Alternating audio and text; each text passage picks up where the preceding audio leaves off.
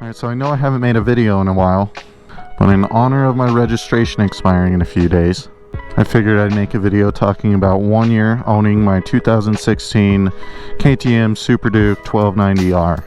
And if you're not familiar, the Super Duke is a hooligan machine designed by KTM out of Austria. The first Super Duke was made in 2005 with a 990cc motor. And then we first got the 1290cc Super Duke in 2014, so this 2016 that I have is their third iteration. And as you can see, mine is, stock for the most part, aside from a Wings exhaust, Brembo brakes, some frame sliders. Pretty stock, man. Haven't done too much to it. Haven't needed to. So with that said, let's go for a ride. Let's talk about it.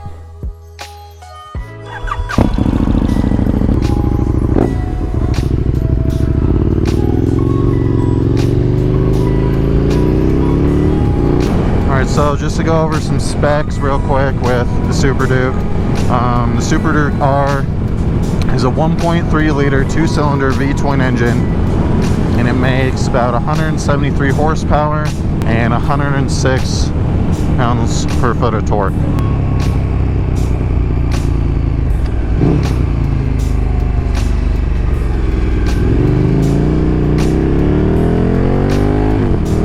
The bike has a 6-speed transmission, has dual front disc brakes and rear disc brakes.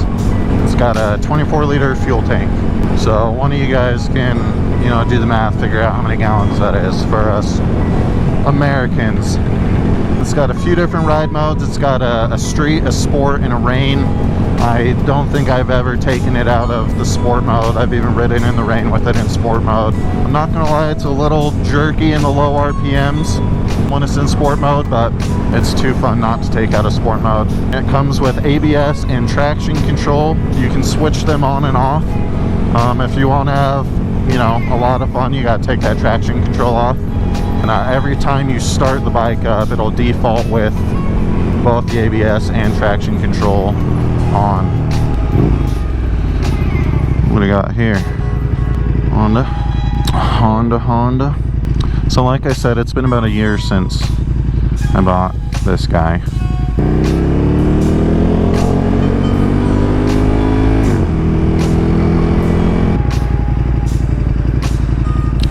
Some red ass hair, bro.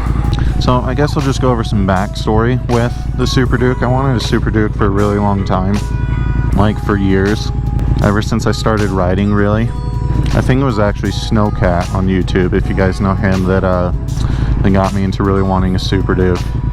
He had one or two that he had for a while up in Canada, and it just seemed like so much fun. So the Super Duke is a naked bike, obviously. It's not the first sport bike or naked bike that I've owned. I've owned a Kawasaki ZX6R, and then a Gixxer GSX-S 750. So I knew a little bit about what I was getting myself into with the Super Duke. I've seen some people say online that, obviously nakeds don't do great in high speeds on the highway or in the wind, just with your body getting hammered and stuff, being so upright. People have said it's worse than other naked bikes. I didn't think this was any worse than my GSX-S 750. If anything, the Super Duke is better. And it's really only like above 80 miles an hour on the highway for an extended amount of time. It's kind of rough. 90 on the highway for an extended amount of time, not that fun. But if you're at like 80 or below, it's pretty tolerable. I don't commute a ton on the Super Duke. On the highway, I ride to work every now and again a little bit. Most of my riding on this is leisure, but it honestly does serve pretty well as like a commuter bike. It's lightweight, it's nimble, it's nice to lane filter through traffic here. If you live in Utah or you've been to Utah lately, you know how bad the traffic gets here in rush hour.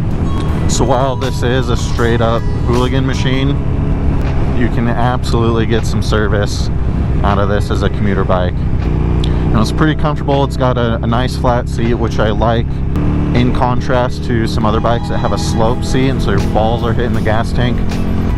Then it's got all the other common features of a naked bike. It's got the straight handlebars, the rear to kind of mid-mounted controls. Puts you in just a slightly aggressive seating posture, but you're not all the way hunched over. You know, when I had my ZX6R, my wrist, my neck used to hurt. I mean, a lot of people ride full fairing sport bikes and seem to be fine, but just for me and my body, I guess, it was always really uncomfortable. Like I said, my wrist, my neck would always hurt. So a naked bike for me is just makes more sense, way more comfortable. And as far as performance goes, this thing rips. Like I said, it's got 173 horsepower, 106 foot-pounds of torque. You really feel a lot of that power on the low end, and that seems to be the case with a lot of naked bikes. They have a lot more of that low-end torque. And that's part of why it makes them so great if we're like commuting or riding around town and stuff. The power is usable. Feel a lot of the Super Duke's power like right when you accelerate, when you're going slow and you finally get on it, get up to speed. It's not like a full fairing sport bike where you have to really be high up on the rev range to, you know, experience the power and the torque. So that's one thing I really like about the Super Duke. And it's just crazy that this year they just released the 1390 Super Duke that's even more of a hooligan machine. I think it makes like 185 or 190 horsepower or something absurd like that. Some other things I love about it, I love how it looks, I love how it sounds. I know I have an aftermarket exhaust on it, but it's just a slip-on. Even without an exhaust, the Super Dukes sound great. They sound really kind of deep and throaty. They don't sound like super like high-pitched and ricey like some other sport bikes. I mean, I love how those sound too, but I love how my bike sounds with the wings slip-on exhaust. I don't know what the hell this is. Obviously a parade going on today. Oh, I done fucked up and drove myself into some traffic. Yeah, Super Duke's been a ton of fun. No regrets buying it. No, I got a really good deal on it. Like I said, I wanted one forever, and then I found a deal that was just too good to pass up. There have been a couple things that I don't, I guess, love. I mean, nothing, it's really a big deal.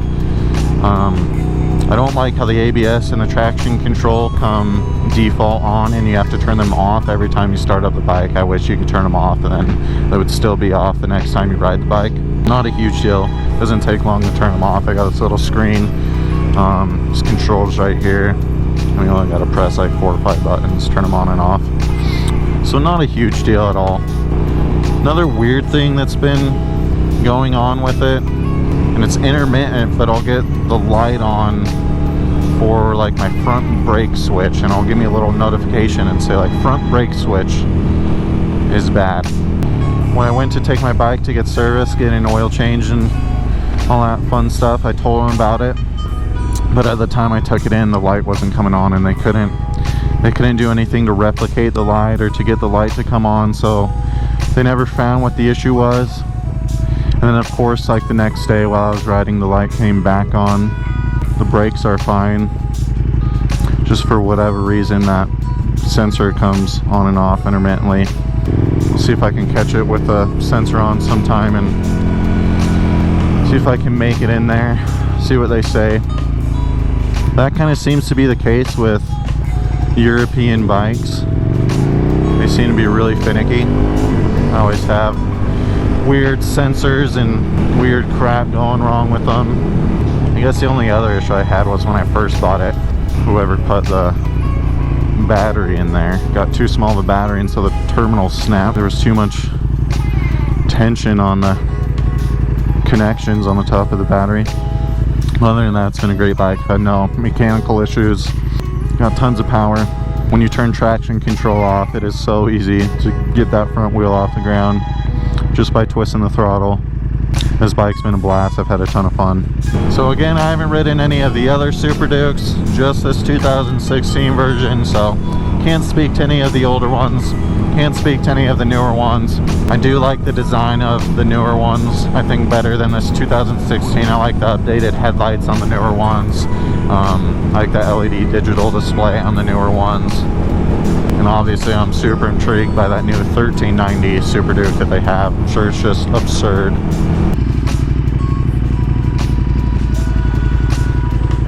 Another thing that I'll say about the Super Duke, and I think is really cool and kind of speaks to why I think it's superior to a lot of other naked bikes, is a lot of other naked bikes are just stripped down versions of like their full fairing counterparts. You know, so they took their full fairing sport bike, they said, how can we make a naked bike out of this? And they stripped it down, they took stuff away. And they said, what do we have? What do we already have that we can use to build on? You know, we can use the same frame, the same, you know, tires, brakes, we can use this and that. But what do we already have a ton of in the warehouse? What do we know how to make? What do we already have designed and engineered? You know, things like that. Whereas the Super Duke was designed from the ground up as a naked hooligan machine. And that's what it feels like. This bike feels very intentional. It's designed well, it's balanced well, rips going through the canyons. It's very confidence inspiring, which is what you want out of a, you know, sport performance motorcycle. You know, when you yank on the throttle or where you take a corner, hopefully you're doing so, you know, responsibly. But when you do that, you want it to feel right. You want it to feel like, oh yeah, this bike wants me to do that. And that's exactly how the Super Duke feels. So yeah, 1 year in, this bike's been a blast. And I've got no regrets buying it whatsoever. Anyway, I appreciate anybody that's watching. If you're new to the channel, be sure to drop a like, hit the subscribe button. I gotta start making some more videos. I've been slacking. Anyway, I appreciate y'all. Until the next one. Peace.